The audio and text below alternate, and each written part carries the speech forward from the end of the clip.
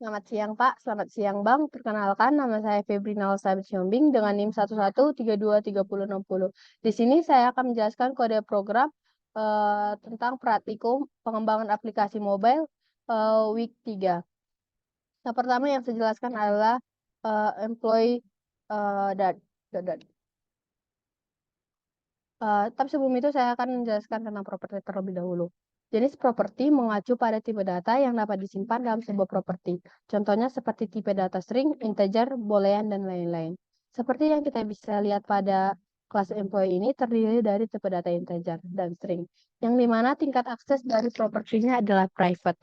Kita bisa melihatnya langsung dari tanda underscore sebelum propertinya. Untuk tanda tanya setelah tipe data, artinya properti ini bisa menerima nilai 0. Selain privat, tingkat akses properti terdiri dari dua lainnya, yaitu public dan terakhir protected. Private di sini berarti hanya dapat diakses dan dimodifikasi oleh employee itu sendiri. Untuk properti public, artinya dapat diakses dan dimodifikasi di mana saja, baik dari dalam maupun luar oleh employee, di mana anggota kelas lain dapat mengakses datanya. Properti publik dapat dilihat langsung pada kodenya, dikarenakan penginisialisasiannya langsung. Contohnya, public, kemudian tipe datanya. Dan yang terakhir adalah protected. Protected memiliki kata kunci protected secara eksplisit, di mana protected digunakan untuk memberikan akses ke anggota kelas kepada kelas yang mewarisi kelas tersebut. Ini memungkinkan kita untuk membuat hierarki kelas yang lebih fleksibel dan memungkinkan kelas turunan untuk memperluas fungsionalitas kelas induk. Pada line code berikutnya, kita bisa menemukan fungsi get dan set di sini. Eh, yang dimana fungsi get dan set digunakan untuk mengakses dan mengubah nilai properti eh, pribadi seperti ID dan name dari kelas employee. Untuk fungsi get berperan untuk mengambil nilai dari properti suatu objek dan tipe data yang dikembalikan oleh fungsi get. Biasanya sama dengan tipe data dari properti yang diaksesnya. Sedangkan fungsi set berfungsi untuk memodifikasi nilai dari sebuah properti. Misalnya set ID yang menerima sebuah nilai integer dan mengupdate nilai properti ID dengan nilai yang baru tersebut. Sebagai contoh di sini, eh, ada integer get ID. Di sini integer get ID artinya memanggil fungsi ID, di mana fungsi get di sini menunjukkan bahwa fungsi ini mengambil nilai dari properti yang bertipe data integer dan mengembalikan nilai dari fungsi ID. Untuk contoh set di sini, ini ada set ID, void set ID. Di mana fungsi ini digunakan untuk mengubah atau menetapkan nilai dari properti ID tanpa mengembalikan nilai apapun dan kalimat this ID sama dengan ID berarti menetapkan nilai dari parameter ID ke properti ID dari objek yang sedang menjalankan fungsi ini. Kode yang selanjutnya adalah fungsi main. Adalah main dot.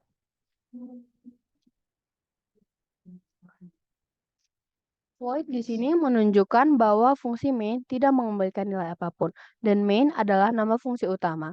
Semua program Dart harus memiliki fungsi main. Secara keseluruhan, kode yang diberikan mendefinisikan sebuah kelas employee untuk mewakili seorang karyawan dalam sebuah sistem. Kelas ini memiliki properti private untuk menyimpan ID dan nama karyawan, serta metode getter dan setter untuk mengakses dan mengubah properti tersebut. Dalam fungsi main, kita membuat sebuah objek employee bernama employee dan kemudian mengatur nilai ID dan nama karyawan menggunakan metode setID dan setName. Terakhir, kita mencetak nilai ID dan nama karyawan yang telah diatur ke konsol. Kemudian, saya akan menjelaskan notebook.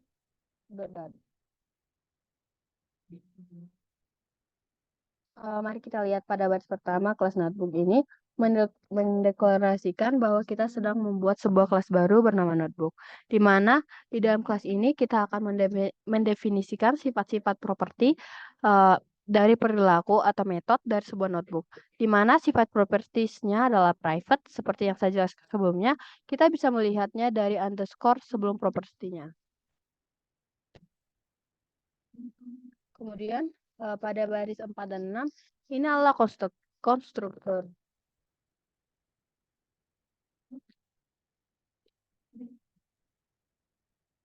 Ini baris 6. Ini adalah konstruktor khusus yang dipanggil ketika kita membuat objek baru dari kelas notebook. Di sini kita menginisialisasi nilai name dan price dari objek yang baru dibuat.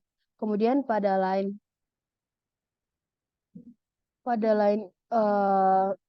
berikutnya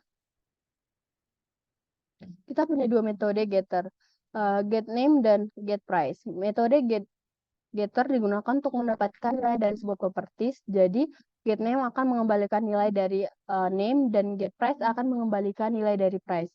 Dan metode setter, set name dan set price. Metode setter digunakan untuk mengubah nilai dari sebuah property. Jadi set name akan mengubah nilai name dan set price akan mengubah nilai price. Secara garis besar, kode program kode program ini berfungsi untuk mendefinisikan dan menggunakan sebuah kelas yang merepresentasikan sebuah buku atau notebook. Dan main.dat di sini sangat berperan penting dengan notebook dikarenakan pada notebook.dat digunakan untuk menyediakan definisi yang digunakan oleh main.dat untuk membuat dan memanipulasi objeknya. Sedangkan main.dat adalah tempat di mana program itu dimulai dan dijalankan. Kemudian saya akan menjelaskan math volume.dat.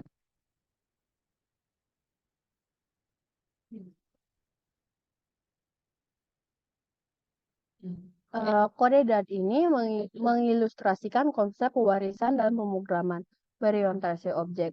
Kelas volume bertindak sebagai kelas induk yang mendefinisikan metode dasar untuk menghitung volume. Meskipun implementasinya hanya mengembalikan nilai nol, kelas anak seperti volume kubus, volume balok, dan volume silinder mewarisi kelas volume dan mengoverride metode hitung volume untuk menghitung volume sesuai dengan rumus masing-masing bentuk geometri. Dengan cara ini kita dapat membuat hierarki kelas yang memungkinkan kita untuk menghitung volume sebagai bentuk geometri dengan cara yang terstruktur dan efisien. Kemudian saya akan menjelaskan math volume 2. Math volume 2 dot. Pada kode ini mengimplementasikan konsep pewarisan atau inheritance dalam bahasa pemrograman DAT untuk menghitung volume berbagai bentuk geometri. Override dalam pemrograman berorientasi ini digunakan untuk mengubah implementasi metode yang diwarisi dari kelas itu. Selanjutnya saya akan menjelaskan metode.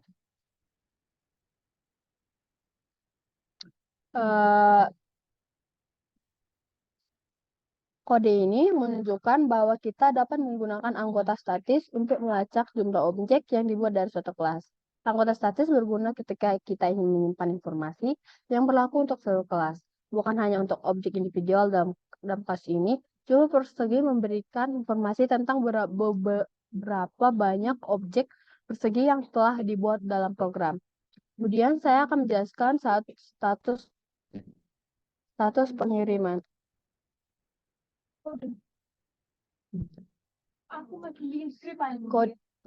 Pada status program ini, kode ini menunjukkan bagaimana enum statis pengiriman digunakan untuk membuat kode lebih jelas dan terkelola dalam melacak status paket. Fungsi cek status pengiriman menggunakan switch case untuk menentukan tindakan yang sesuai berdasarkan status yang diberikan. Selanjutnya saya akan menjelaskan status pengiriman 2.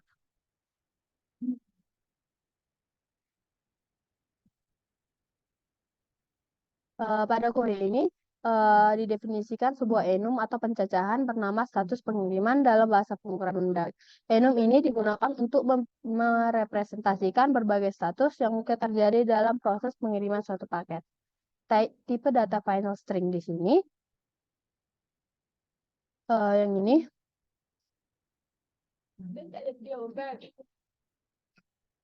Berarti kita sedang membuat sebuah properti yang berisi teks dan nilainya tidak dapat diubah setelah objek dibuat. Kemudian saya akan menjelaskan hewan.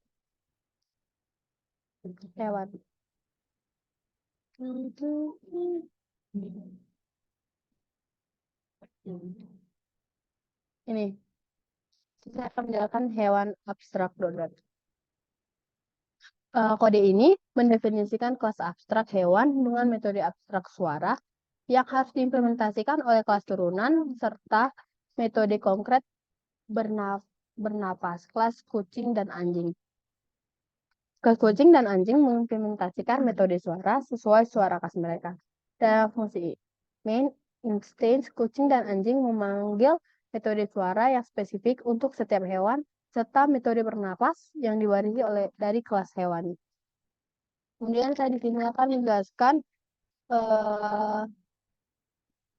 kendaraan roda.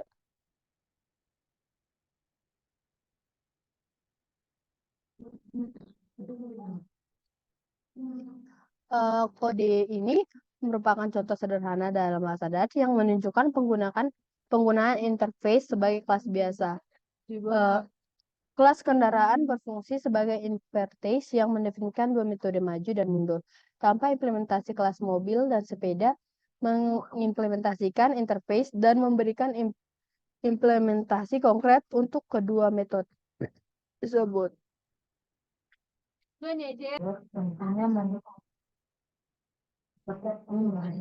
Selanjutnya saya akan menjelaskan kode dari vehicle.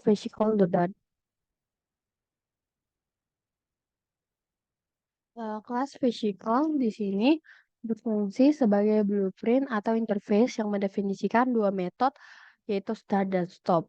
Kelas car mengimplementasikan interface vehicle dan menyediakan implementasi spesifik untuk kedua metode tersebut, menggantikan pesan dari kelas vehicle dengan pesan yang relevan untuk mobil. Kemudian selanjutnya saya akan menjelaskan kode program dari Bird. Bird.dat.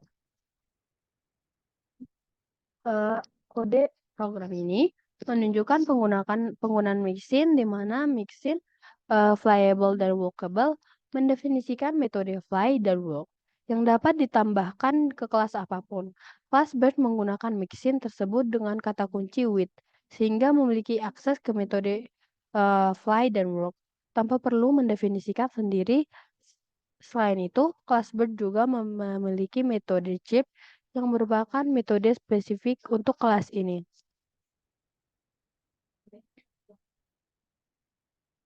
Selanjutnya saya akan menjelaskan kode dari animal. Animal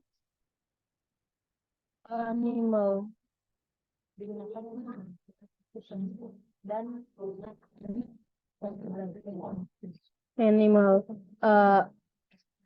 Inilah kode animalnya.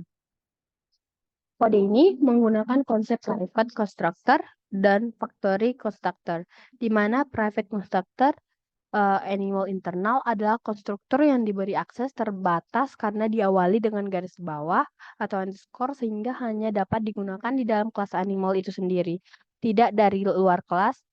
Dan factory constructor atau constructor factory animal menentukan logika bagaimana instance dari animal dibuat berdasarkan kondisi tertentu. Kemudian di sini saya akan menjelaskan kode dari box.dat. Berikut adalah kode dari box.dat. Kode ini mendefinisikan kelas generik box di mana T di sini adalah tipe data yang dapat digunakan untuk menyimpan nilai. Ini memungkinkan kelas box menyimpan dan mengelola data dari berbagai tipe. Kemudian di sini saya akan menjelaskan find middle. Find middle.dat. Fungsi find middle di sini adalah fungsi generik yang menerima daftar dari tipe apapun atau T dan mengembalikan elemen yang berada di tengah daftar untuk menghitung posisi tengah. Fungsi ini menggunakan operator ini untuk pembagian integer dan memastikan hasilnya dalam bentuk bilangan bulat dan mengakses elemen pada indeks item length. Kemudian sini saya akan menjelaskan value product. Kode ini menunjukkan penggunaan abstrak kelas dan implementasinya dalam DAT dengan konsep generik, di mana kelas abstrak atau Key value pair mendefinisikan metode getKey dan getValue dengan parameter generik K dan V yang harus diimplementasikan oleh kelas lain. Sementara string in pair mengimplementasikan key value pair untuk menyimpan pasangan kunci dan nilai dan memberikan implementasi konkretnya untuk metode tersebut. Selanjutnya saya akan menjelaskan tentang number box.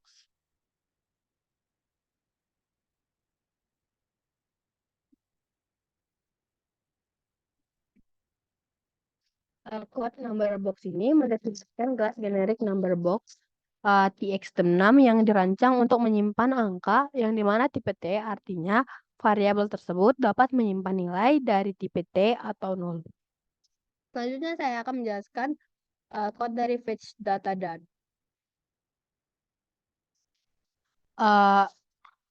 Kode fetch data ini terdiri dari kelas volume yang memiliki atribut panjang, lebar, dan tinggi dengan metode hitung volume yang menghitung volume menggunakan rumus panjang kali lebar kali tinggi. Sedangkan kelas volume kubus sebagai turunan dari volume mengatur semua atribut menjadi nilai yang sama berdasarkan parameter di sisi dan mengoverride metode hitung volume untuk menghitung volume kubus dengan rumus yang sama. Selanjutnya saya akan menjelaskan kode dari fetch user.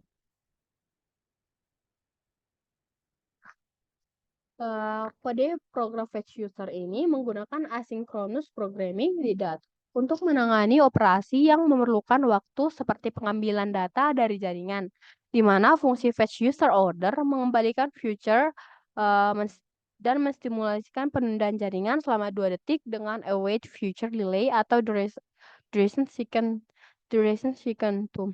Dan setelah itu mengembalikan string copy Fungsi Ven di sini menggunakan asinkronus untuk mendukung await memulai pengembalian pesanan dengan melacak pesan awal, menunggu hasil dari fetch user order, menggunakan await dan mencetak hasil atau menangani kesalahan jika terjadi. Setelah proses selesai, pesan akhir dicetak.